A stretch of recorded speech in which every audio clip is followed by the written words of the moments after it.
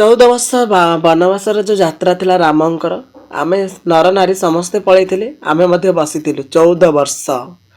14 ଦିନ ନୁହଁ, 14 ମାସ ନୁହଁ, 14 ଘଣ୍ଟା ନୁହଁ, 14 ବର୍ଷ ଆମେ ଅପେକ୍ଷାରେ ବସିଥିଲୁ।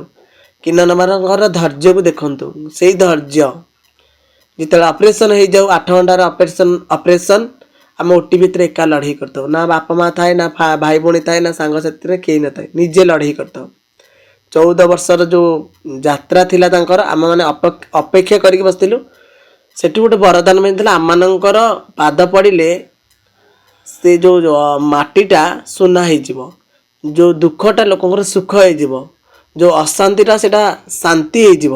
ତେଣୁକରି ଆମମାନଙ୍କ ପାଖରୁ ଆମ ସ୍ୱଇଚ୍ଛାରେ ଆମେ ସେମାନଙ୍କୁ କଏନ୍ଟେ ଦେଲେ, ସେ ପଇସା ରଖିଲେ ବହୁତ ଶୁଭଦାୟକ ହେଇଥାଏ। ଏବଂ ମୁଁ ନିଜେ ବି ଗୋଟେ ଜାଗାରେ ଜଣଙ୍କୁ ଆଶୀର୍ବାଦ ଦେଇଥିଲି, ସନ୍ତାନ ହେଉନଥିଲା, ସେ ସନ୍ତାନ ପ୍ରାପ୍ତି ହେଇଛନ୍ତି। ଏବେ 22-25 ଦିନ ହେବ ତାଙ୍କର ଗୋଟେ ପୁଅଟେ ହେଇଛି। ଭଗବାନ କରନ୍ତୁ ସେ ପୁଅ ଦୁନିଆକୁ ଦିନକୁ ଆସି ସାରିଲାଣି।